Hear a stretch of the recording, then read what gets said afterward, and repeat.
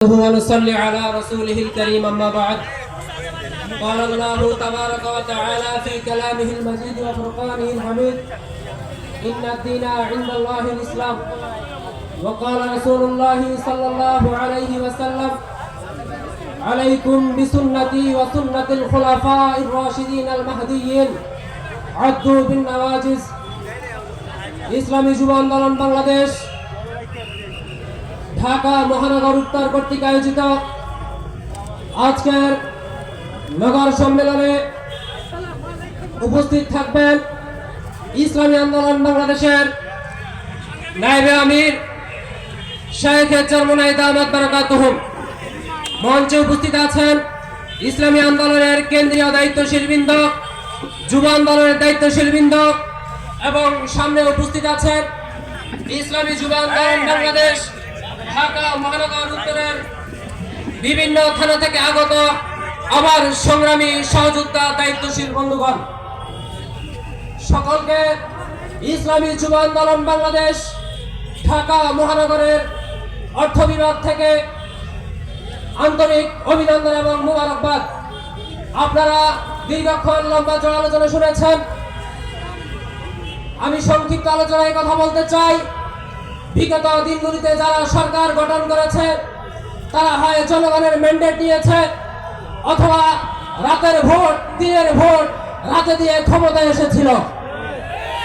আমরা বর্তমান ইউনূস সরকারকে বলতে চাই, আপনি ভোটের মাধ্যমে ক্ষমতায় আসেন নাই, আপনি জনগণের ম্যান্ডেট নিয়ে ক্ষমতায় এসেছেন।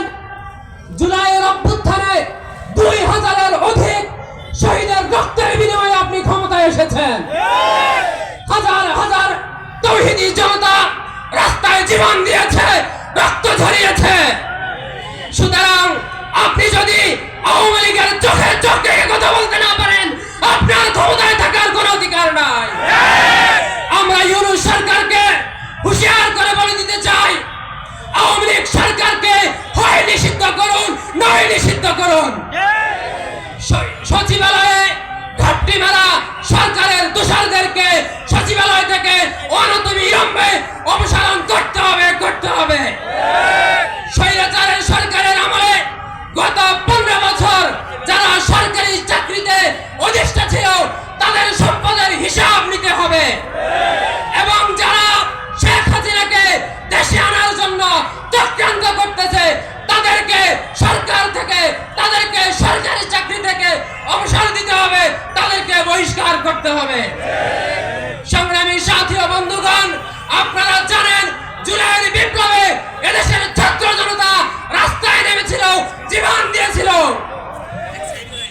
তৎকালীন আইন শৃঙ্খলা বাহিনীর নামে র্যাব পুলিশেরা আমাদের মজলুম ভাইদের বুকের উপর গুলি চালিয়েছে। বর্তমান সরকার তাদেরকে এক থানা থেকে, এক পোস্ট থেকে অন্য পোস্টে নিয়ে দেশের জনগণের সাথে, শহীদদের সাথে তামাশা করছে।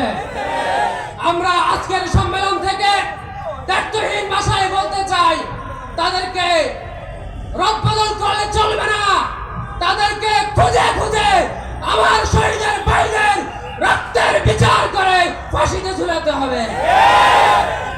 আমি আর একটা কথা দায়িত্বহীন ভাষায় বলতে চাই, শেখ হাসিনা সরকার যদি একজন মানুষকে খুনের ব্যাপারে যদি একজন মানুষের ফাঁসি হতে পারে, আমি বলতে চাই শেখ হাসিনা হাজার হাজার তরুণদেরকে, যুবকদেরকে হত্যা করেছে। হত্যার নির্দেশদাতা তাকে বাংলাদেশে এনে এই হত্যার বদৌলতে 1000 বার ফাঁসি দিতে হবে। সর্বশেষ আমি একটা কথা বলতে চাই, আজকের এই অবদান, আজকের এই কাজ, আমাদের অবদান, স্বাধীনতা আমাদের জন্য হয়েছে। সুতরাং আমরা রাজপথে থাকবো, রাজপথ ছেড়ে দেব না। পীর সাহেব চরমনাইকে বলতে চাই, জুলাই অভ্যুত্থানে যেভাবে আমরা শাহবাগে, আমরা পল্টনে আপনার পাশে ছিলাম, আপনি হুঙ্কার দেন, স্বৈরাচার মুক্ত বাংলাদেশ গড়ার হুঙ্কার দেন। আমরা আপনার ডানে থাকবো, আমরা আপনার বামে থাকবো, আপনার জন্য আমরা জীবন দেব ইনশাআল্লাহ। সর্বশেষ একটা মেসেজ আপনাদেরকে দিতে চাই, শেখ হাসিনা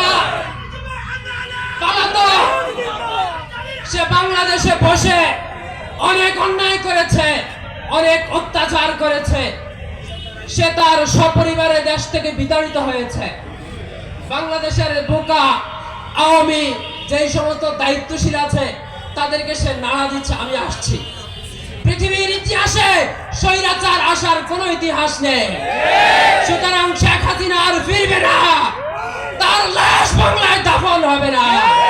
সুতরাং যারা শেখ হাসিনার পক্ষ নিয়ে বিভিন্ন জায়গায় চালাও প্রয়োগ করছ, লিফলেট বিতরণ করছ, তোমাদের এই আশা কখনো পূরণ হবে না ইনশাআল্লাহ। সর্বশেষ একটা কথা বলতে চাই, একটা ঘটনা বলতে চাই, 50 সেকেন্ড। এক ব্যক্তি বুড়া মানুষের নামে মামলা দিত, বেশি বেশি মানুষদের সাথে অত্যাচার করতো।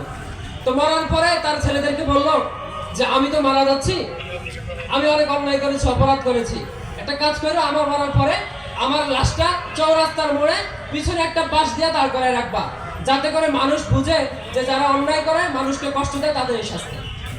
তো পরের দিন সকালবেলা তার মরার পরে ছেলেরা এভাবে একটা বাঁশ দিয়ে রাখছে, দাঁড় করে রাখছে। সকালবেলা পুলিশ এসে আশেপাশে যারা ছিল সবাইকে জেলে নিয়ে গেছে। তো শেখ হাসিনা সরকার সে তো অকাম কুকাম করে এই বাংলাদেশ থেকে পালিয়ে গেছে।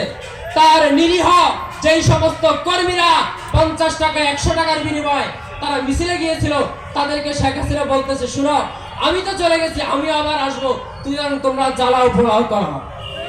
সুতরাং ওই সমস্ত নেতা কর্মীদেরকে বলতে চাই, জ্বালাও পোড়াও করে পার পাবে না ইনশাআল্লাহ। আগামী নেতৃত্বে সরকার গঠন করে